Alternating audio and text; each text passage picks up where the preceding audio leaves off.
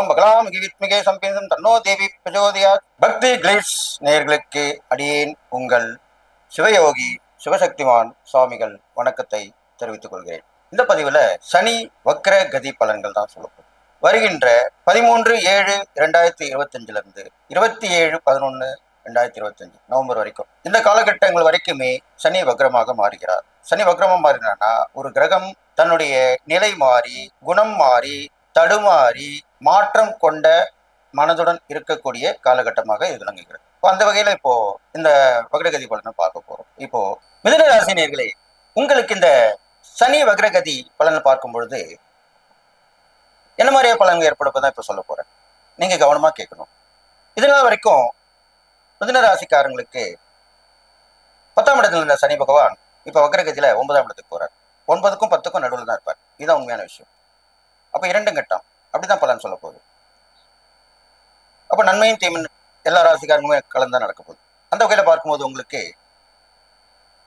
இது நாள் வரைக்கும் உத்தியோகத்துல நல்ல வாய்ப்பு கிடைக்கல, ஊதிய உயர்வு கிடைக்கல, தொழில பிரச்சனையா இருக்கு, வியாபாரத்துல மந்தமா இருக்கு அப்படிலாம் நினைச்சிட்டு இருந்தீங்கன்னா உங்களுடைய வேண்டுதல் பிரார்த்தனை கண்டிப்பா இருக்கும். அதை நீங்க மறந்துருப்பீங்க.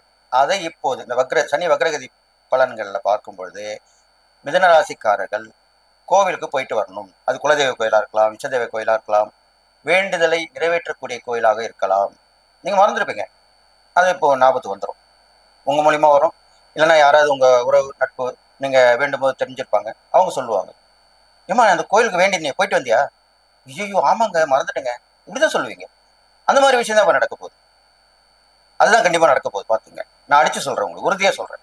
கண்டிப்பாக மிதுன ராசிக்காரர்கள் வேண்டுதல் பிரார்த்தனை விஷயமாக கோவிலுக்கு போய் வருவீர்கள். அப்ப கண்டிப்பா நல்லது நடக்கும்.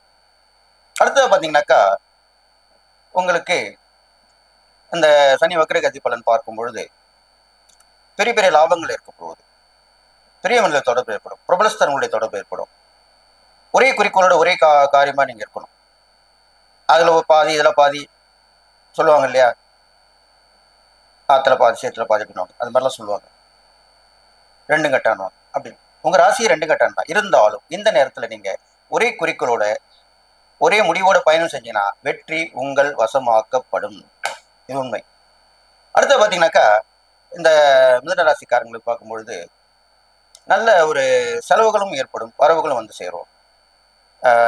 உடன் பிறந்தவர்கள் மூலியமா உதவிகள் கிடைக்கும், நட்பு வட்டாரங்கள் விரிவடையும், புது புது நட்புகள் வந்து உங்களுக்கு சேருவாங்க. அவங்க மூலியமா நல்ல விஷயம் நடக்கும்.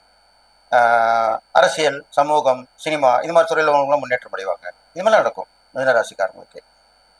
கண்டிப்பாக இது மாதிரி நல்லது நடக்க போகுது. இருந்தாலும் மிதுன ராசிக்காரர்கள் பயணிக்கும் பொழுதும் நீங்க தனியா வாகனம் பயணிக்கும் போதும் சரி, மற்றவங்களும் பயணிக்கும் கவனமாக இருக்க வேண்டும்.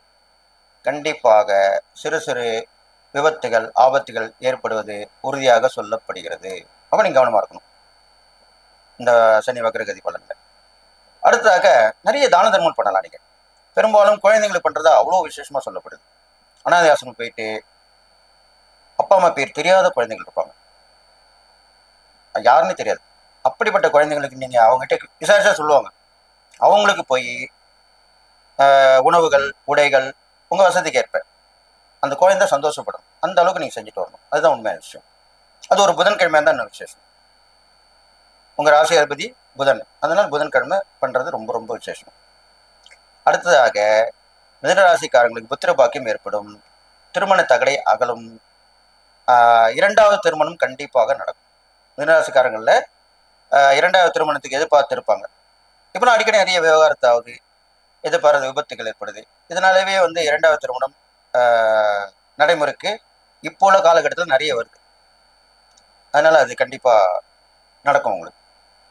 நீங்க செய்யக்கூடிய இறை பரிகாரம் பார்க்கும்போது உங்க ராசியாதிபதி புதனுக்கு பெருமாள் அதிபதியா சொல்லப்படுகிறார். அப்ப அந்த பெருமாளை வழிபட்டு வரணும். பெருமாளை வந்து ஸ்ரீதேவி பூதேவி சமேத பெருமாளை வழிபட்டு வரணும். காலையில விஸ்வரூப தரிசனம் பார்க்கணும். புதன்கிழமையில விஸ்வரூப தரிசனம் பார்க்கணும். வெள்ளிக்கிழமையில தாயார் லட்சுமியை வழிபடலாம், அம்மன் வழிபடலாம், உங்களுக்கு பிடிச்ச குலதெய்வம் சதெய்வம் இது மாதிரிலாம் வழிபடலாம். இதெல்லாம் பண்ணிட்டு வந்துட்டு குழந்தைங்களுக்கு தானதம் பண்ணிட்டு வந்தீங்கன்னா ரொம்ப விசேஷம். பள்ளி செல்ல குழந்தைங்களுக்கு தேவையானதை உதவி பண்ணலாம். இதெல்லாம் பண்ணிட்டு வரணும். பார்த்து பார்த்து பண்ணணும். அவங்களுக்கு தேவையறிந்து பண்ணணும். அதுதான் உதவி. அவங்களுக்கு இருக்கிறதே நம்ம கொடுக்கக்கூடாது, இல்லாததை கொடுப்பது தான் உண்மையான உதவி. அதுதான் உண்மையான தான தர்மம் சொல்லப்படுது. அது மாதிரி நீங்கள் பண்ணிட்டு வரலாம்.